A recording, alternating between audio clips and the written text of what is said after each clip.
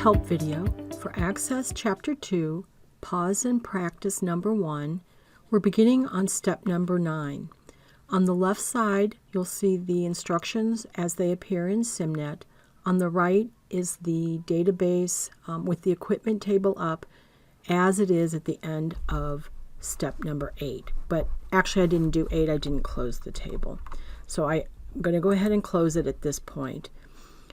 Import data records from Excel into the equipment table. So this file is the one that we needed. So if you did not already download it, you can come back up to the beginning of this and download it at that point.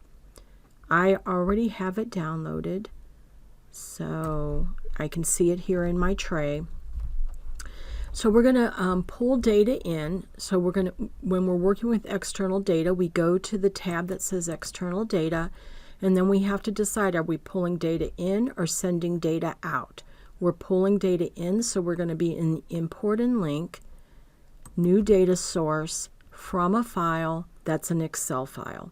And I know it's an Excel file because it, well, one, I can see the E there, and then it has XLSX. You could also do a text file, which would be maybe a fixed length or a comma separated file. Those are both from this From File section. So we're going to go ahead and click on Excel. Now I have to browse and find this file. For me, I believe it's in my Downloads folder, and maybe not.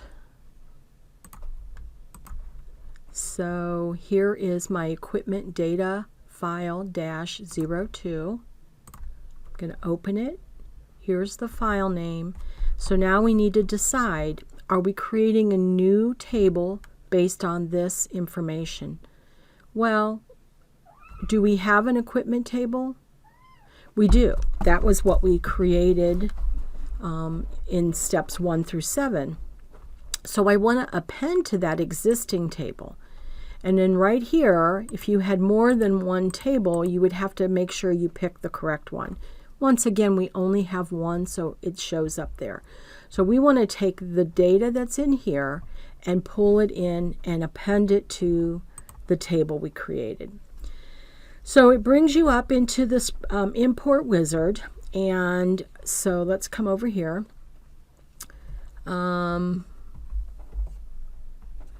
We don't need to do any changes, so we're going to do next, finish,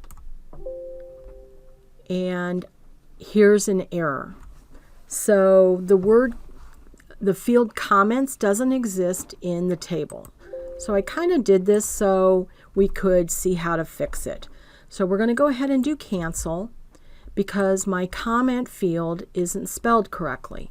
So I'm going to open up my equipment and go to design view, and do you see how mine is called comment, but the field name was comments? So I'm going to save that, and I can verify that here. See the S, I didn't put the S on it. So if you get that message, when it pulls it up, it'll tell you what field it couldn't find or what field was in error. So I make my change, I save it, I close it, and I'm going to come back and try again. It's not going to hurt anything if you have to do that. So data source, from file, Excel, browse. It's in my downloads. There it is. Open, append, equipment, OK. So now see it says comments. This is the Excel file. So this is what it's looking for. So these names in this row across the top have to match what's in your table. So we're going to do next, finish, and it worked that time. So don't freak out if you get that error. Just pay attention to what it's saying it couldn't find. Go back and adjust your design in your table. Okay, so if we open up this, we should have 10 records, and we do. And one of the things, look at this, it's all uppercase and blue, right? Because that was the format that we set. That was the format that we set. So the The fields that have the rental fees are set to 0 because they were not in the table, the Excel file that you pulled in. So we just skipped over those, right? Don't have anything for category, don't have anything for date purchased. So we do have the fields that were in the Excel file though. Okay, so what we want to do is modify the row height. So we're going to right click on any row. I'm going to do the row selector, right click, row height, 26, no, 58, sorry, 58. 58. Okay. All right, product name and comments column. Product name, so let's find product name, right click. So once again, I'm not in a field, I'm up here at the name. Right click, field width 23. Comments 26. So select it by its name up at the top, right click, field width 26. Okay, let me make sure I did this one to 23. 23. Okay, so we did the row height and the column width.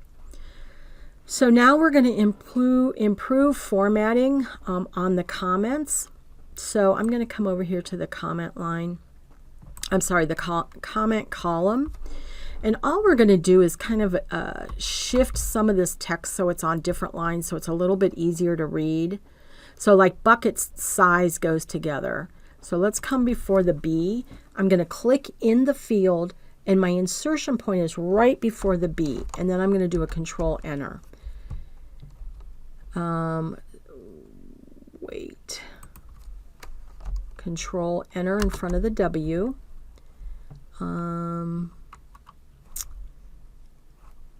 Let's see.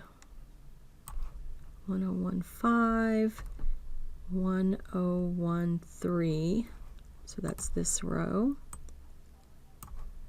And the W.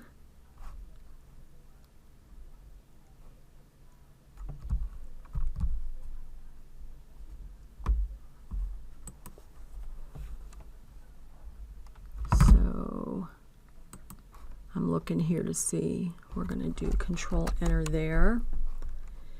And then down here, let's see, equipment 1013. Oh, I just did that.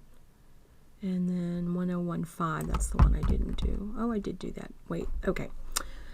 I think we're good. So all you would do is look at this. See, like this one, I don't really like that one. See, I would probably do something like that. It just looks easier to read.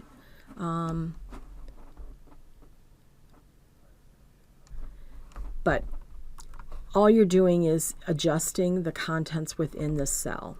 Okay, so that's it for this pause and practice. We'll start the next movie at pause and practice 2. And all right, thank you.